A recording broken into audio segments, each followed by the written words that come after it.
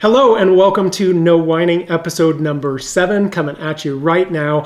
We are getting into our second menu of wines today, which is exciting. But before we get into that, I wanted to cover a couple things real quick. And these are rules to live by within No Whining. And rule number 1 is don't be a snob.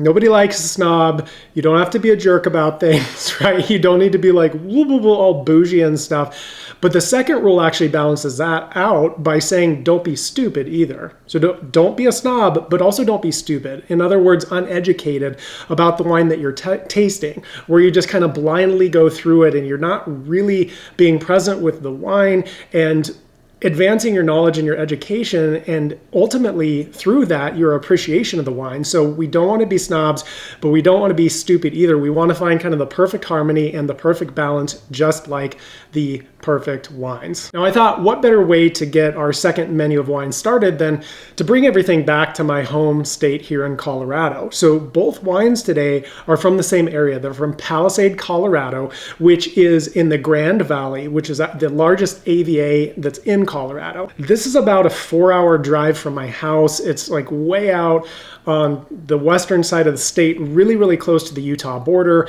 very close to Moab, very close to the Canyonlands. And so it's a kind of a unique area. The Grand Valley is going to see over 300 days of sunshine a year.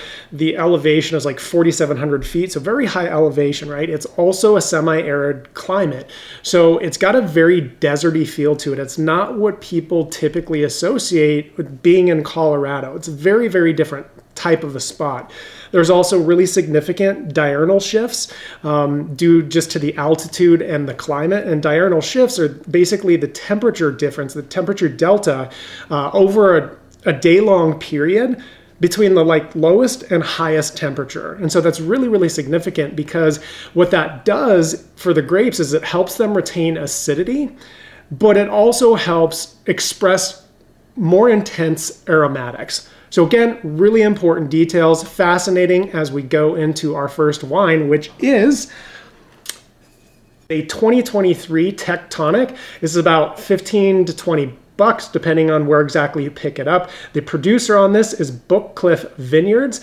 And here's the deal. This is a white blend.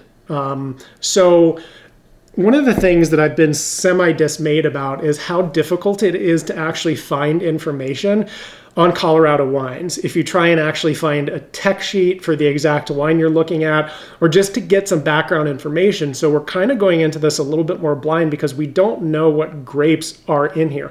There's a few possibilities. One of them is going to be Sauvignon Blanc. The other one is Chardonnay. The next one would be Viognier. Then we've got Semillon. So those are all possibilities, and we're going to have to dig into this. Those are the most likely candidates, I should say. It could be other things as well, but those tend to be the white grape varieties that are seen most in this area. So we're going to have to dig in and find out a little bit more to see if we can determine what might actually be in here. So let's do that right now.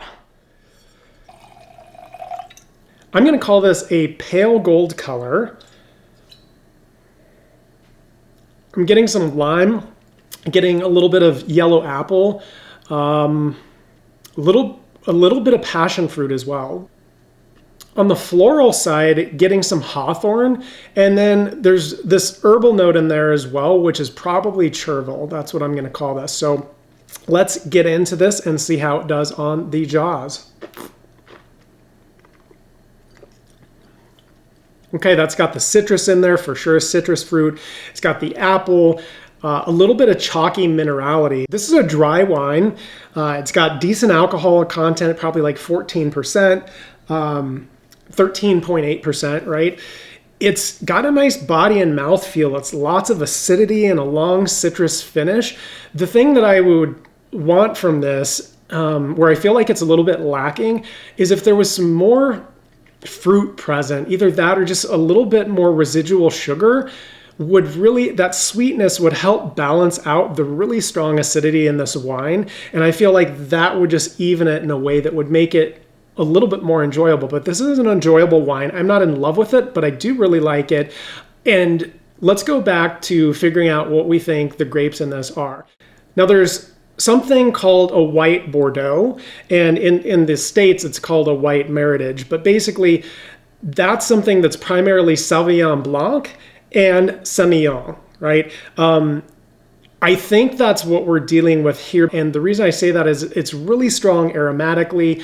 It's got some herbal notes to it. It doesn't evolve a ton on the palate, but it does to a certain extent. And it's got that waxy texture to it, which you don't tend to get that in Chardonnays. You can get a little bit fuller mouthfeel in a Chardonnay if it is oaked in particular, or maybe if it spends a lot of time on the lees, but it's different. This is more waxy. So again, I'm going to go, the grapes in this are probably going to be Sauvignon Blanc along with Semillon. So that is wine number 1. Let us dip into wine number 2, which is a 2022 Cabernet Franc, and this is around $35, so a little bit pricier than the wine we just tasted. This is from producer Carboy, and again, a grape variety Cabernet Franc.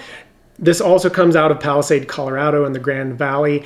A couple interesting tidbits here. So both Cabernet Sauvignon and Merlot are children of the Cabernet Franc grape.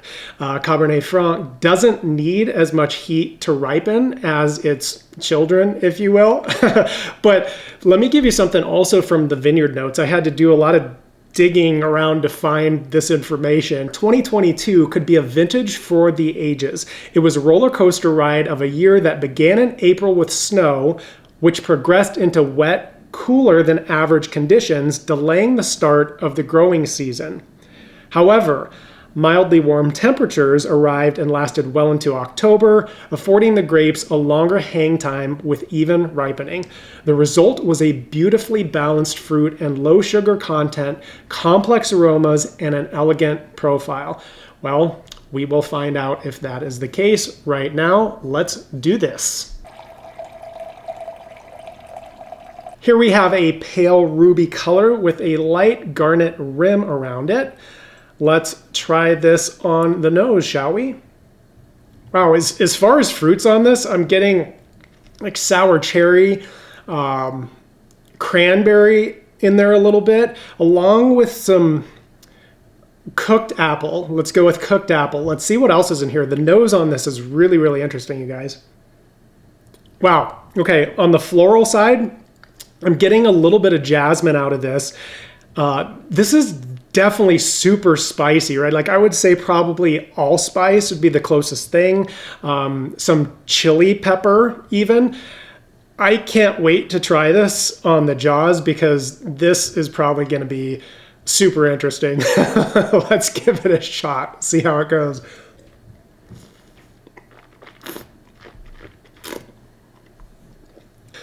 That is super spice driven. Maybe the most spice driven wine I've ever had. Now, granted, again, I'm newer at all of this, so I haven't had tons and tons of wine. That may not be saying much, but this is very spicy. Again, dry wine, probably about exactly the same alcohol as we had in the first wine, I would guess. What else?